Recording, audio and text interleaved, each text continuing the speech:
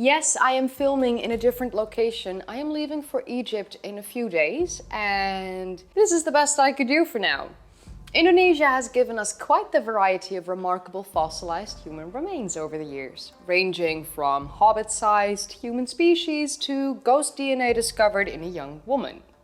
But if you thought that Indonesia didn't have anything else to stun archaeologists with, you are sorely mistaken.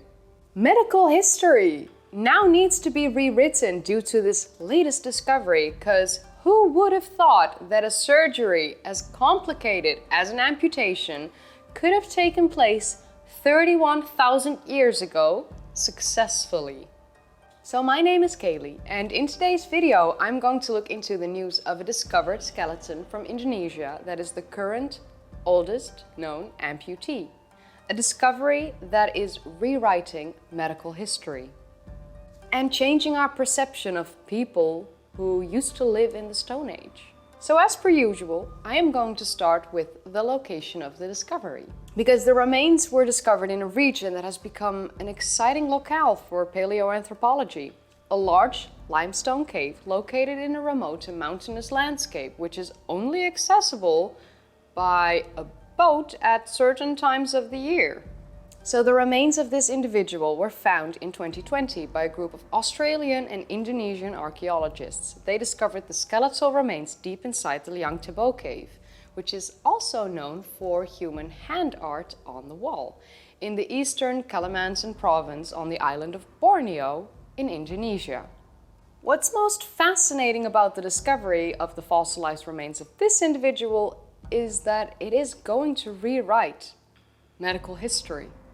So the sediment in which the remains were found have been dated to 31,000 years ago. The researchers did this by radiocarbon dating charcoal remains that were found in the layers of sediment above, at, and below the skeleton. But they also used a different type of method to date these, remains. They also dated a tooth from the individual by measuring the radioactive decay of uranium isotopes, which are the chemical elements found in the enamel of the tooth.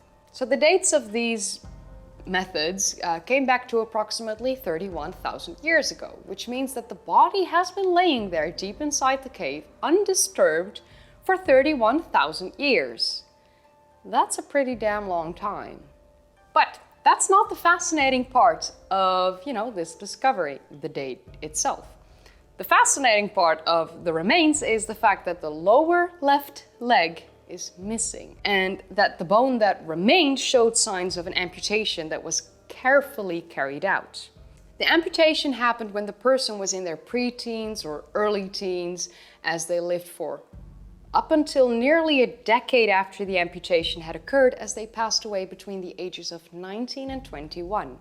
So the discovery of this otherwise intact skeleton is significant, as this is the oldest known example of an amputation that's been carefully carried out by an individual with a high level of surgical skill set, or multiple individuals with high levels of a surgical skill set, This is the oldest example of considerable surgical skill in the entire archaeological record, and this completely shakes up our understanding of the sophistication of the Stone Age humans who lived 31,000 years ago.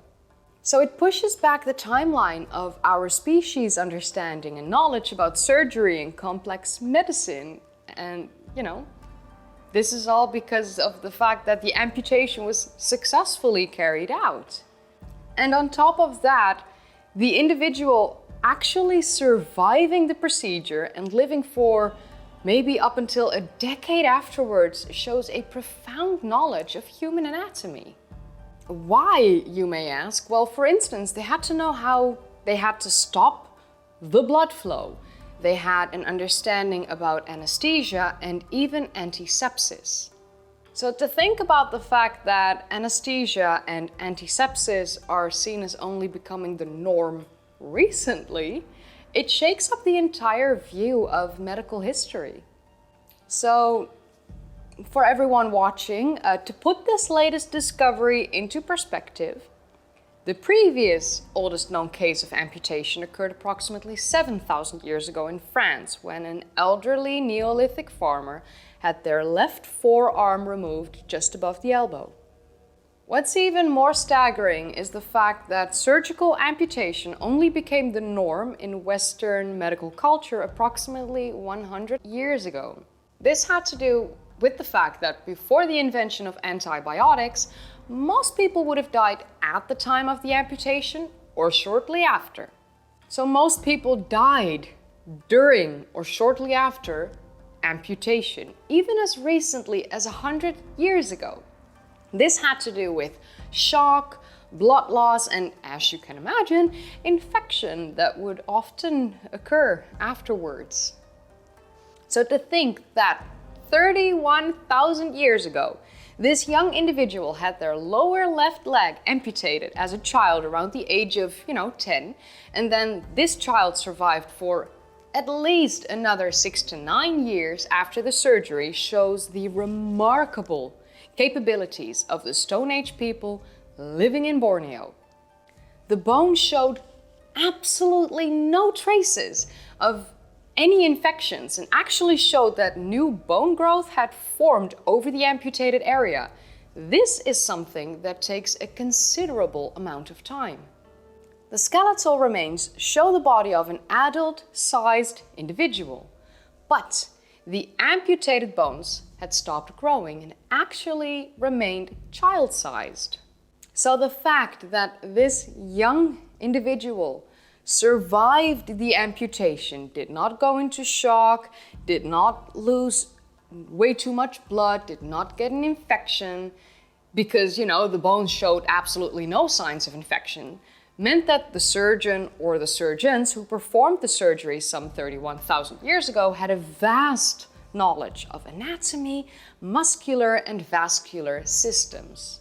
They most likely performed the procedure with knives and scalpels made from stone.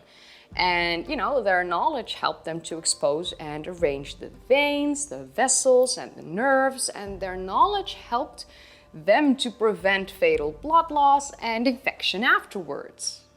Which means that they would have needed vast knowledge about how to take care of a body, how to do all of these things. After the surgery, when this individual survived it, it would have needed intensive care and nursing, because this was vital for the wound to heal, as the wounded area needed to be cleaned and disinfected regularly. And we know they did a pretty damn good job because, as I mentioned earlier, the bones showed no signs of infection.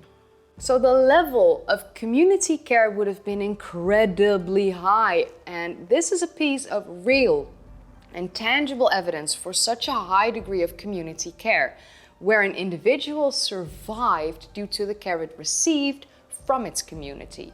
Without this community, this individual would have died.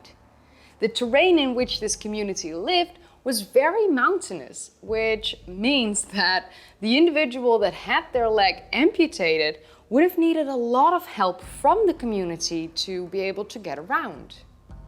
It's also extremely clear that the lower leg was deliberately removed and not the result of an accidental injury, because it wouldn't have shown a clean sloping cut in the case of an accident. It's also very, very unlikely that the foot was cut off as a way of punishment, because if this would have been the case, this individual wouldn't have been taken care of for so many years afterwards and even deliberately buried when they passed away. So in the Bornean rainforest, there would have been antiseptic plants. Even around the time of the surgery, these plants would have grown there some, 31,000 years ago. What's even more amazing is that this individual is not only the oldest known amputee in the world, but also it's the oldest known deliberate burial in Southeast Asia. Deliberate burial, as there had been limestone markers placed on top of the grave. The body was placed in a flexed fetal position together with a large ball of ochre, which is a mineral pigment that was used as paint in cave art during the Stone Age. So the excavations in which they discovered these skeletal remains were carried out in 2020, and they had to be cut short, and this had to do with COVID-19 and the fact that the Australian archaeologists had to rush home to avoid the border closures that would eventually last more than 2 years. So the archaeologists cannot wait to go back and continue their excavations.